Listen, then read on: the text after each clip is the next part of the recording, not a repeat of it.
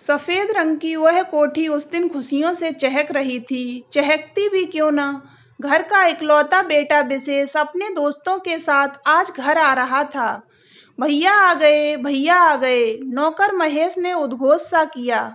सेठ मदनलाल और उनकी धर्मपत्नी बिमला देवी तेजी से बाहर की ओर लपके। कार से उतरकर विशेष ने माता पिता के पैर छुए तो माँ ने अपने लाल को गले लगा लिया। उनकी आंखें रो रही थीं। क्या माँ, आप मुझे देखकर हमेशा रोने क्यों लगती हैं? क्या आपको मेरा आना अच्छा नहीं लगता? विशेष लाड लड़ाते हुए बोला। चल पागल, माँ ने नकली गुस्से के साथ हल्की सी चपत लगाई। अब तक विशेष के दोस्त उमेश, ऋचा और उदय भी गाड़ी से उतर आए थे। उनके बैठक में बैठते ही नौकर महेश एक के बाद एक नाश्ते की प्लेटें लगाने लगा। अरे भैया, एक हफ्ते का नाश्ता हमें आज ही करा दोगे क्या? उदय आंखें फैलाकर बोला।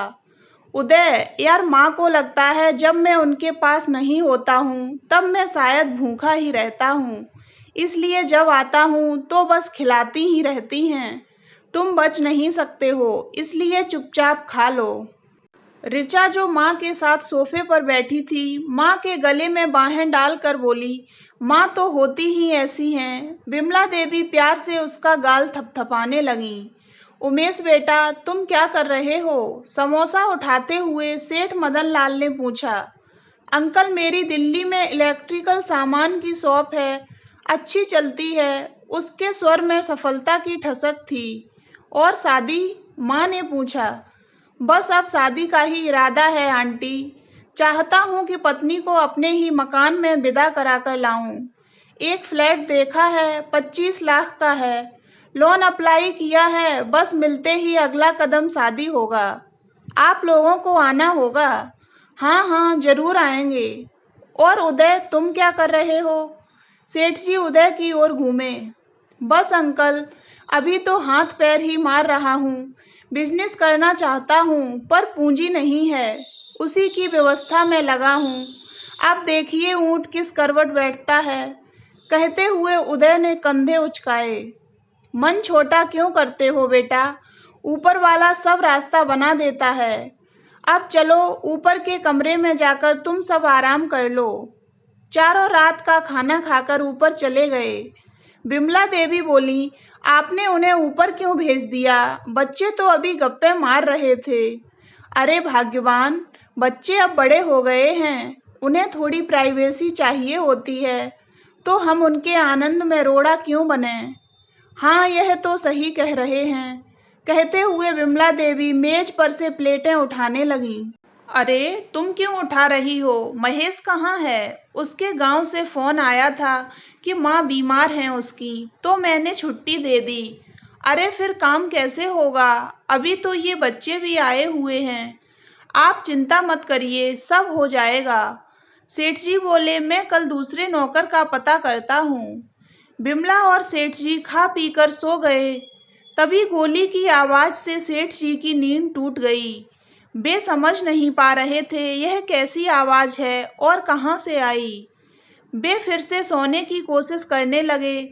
तभी आंगन के पीछे के बगीचे में किसी भारी चीज के गिरने की आवाज आई। उन्होंने पलटकर पत्नी की ओर देखा। वे गहरी नींद में थीं। तभी सीढ़ियों पर से कदमों की आवाजें आने लगीं। वे सधे कदमों से उठे और आंगन में आ गए। आंगन का दरवाजा पूरा खुला हुआ था। वे दबे कदमों से धीरे धीरे दरवाजे की ओर बढ़े। बाहर झांका तो एकदम घबरा गए। 3 आकृतियां अंधेरे में भी स्पष्ट दिखाई दे रही थीं। तभी एक आकृति ने लाइटर जलाया और सेठ जी की आंखें फटी रह गईं। यह तो विशेष, उदय और उमेश थे। पर अंधेरे में ये तीनों यहाँ कर क्या रहे हैं? सोचते हुए सेठ जी ने कड़क कर पूछा, कौन है वहाँ? उमेश लपक कर उनके पास आ गया और फुसफुसाया, अंकल आवाज मत करिए, बहुत गड़बड़ हो गई है। क्या हुआ? नशे में विशेष ने ऋचा को धक्का दे दिया और वह ऊपर से गिरकर मर गई। क्या? सदमे से उनकी आंखें फैल गईं। वे वहीं बैठ गए। अंकल, आप खुद को संभालिए और विशेष को भी। मैं कुछ करता हूँ, उमेश सेठ जी का हाथ पकड़कर बोला। ठीक से देखो, शायद डॉक्टर उसे बचा पाएं। डूबते स्वर में वे बोले, नहीं अंकल, मैं देख चुका हूँ। अंकल, यहाँ कहीं फावड़ा है क्या? बिना कुछ बोले सेठ जी ने एक और इशारा किया। आप यहीं बैठिए अंकल, कहता हुआ उमेश वापस दोस्तों के पास चला गया और नशे में धुत विशेष को सहारा देकर सेठ जी के पास ले आया। विशेष बड़बड़ाए जा रहा था, मैंने मार दिया। बेटे का यह हाल देखकर सेठ जी की आंखें बरसने लगीं।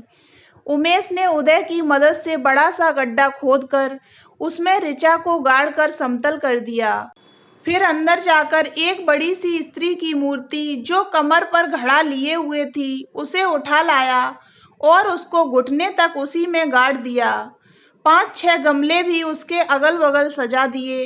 विशेष वहीं जमीन पर सो गया था। सेठ जी स्वयं को संभाल चुके थे। रात भर की कड़ी मेहनत से थके हुए उमेश व उदय उनके पास आए। अंकल, आप चिंता मत करिए, विशेष हमारा बहुत प्रिय मित्र है, हम उसे किसी संकट में नहीं पड़ने देंगे। यह बात बस हम चारों के बीच ही रहेगी।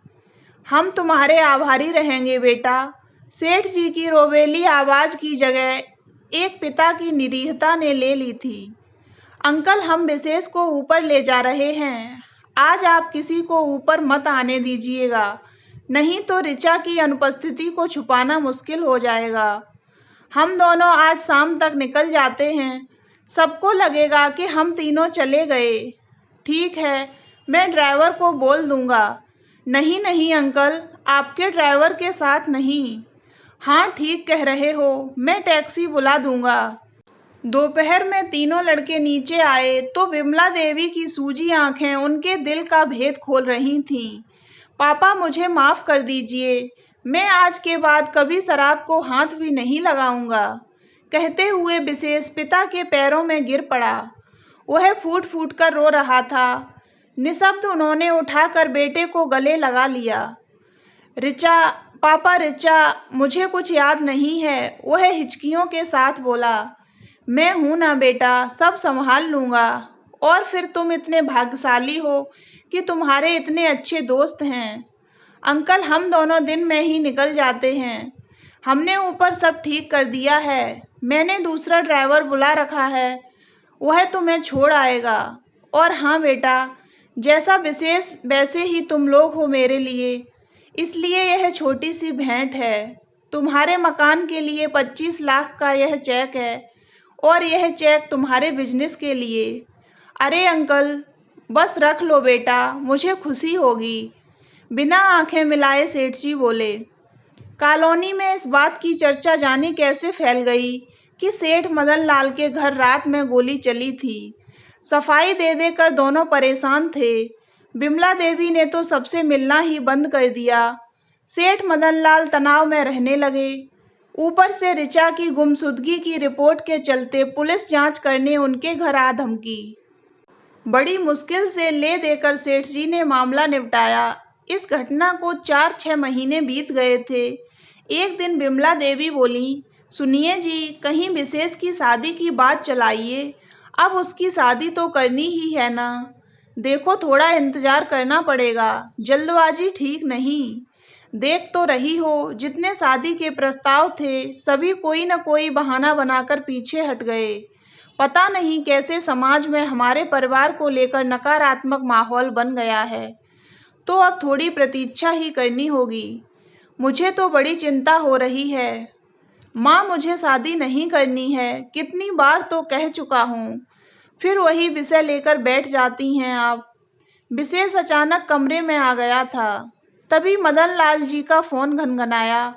हाँ उमेश बेटा, अरे पिछले हफ्ते ही तो 10 लाख तुम्हारे अकाउंट में डाले थे। नहीं, अब मैं और नहीं दे सकता, कहकर उन्होंने गुस्से से फोन काट दिया। उमेश आपसे पैसे मांग रहा है? चकित सा विशेष पिता को देख रहा था। पैसे नहीं मांग रहा है, ब्लैकमेल कर रहा है। 10-10 लाख 2 बार ले चुका है और अब फिर। तो दोस्तों, अगर आपको ये कहानी अच्छी लगी हो तो वीडियो को लाइक करें और ऐसी ही अन्य कहानियाँ सुनने के लिए हमारे चैनल को सब्सक्राइब अवश्य करें।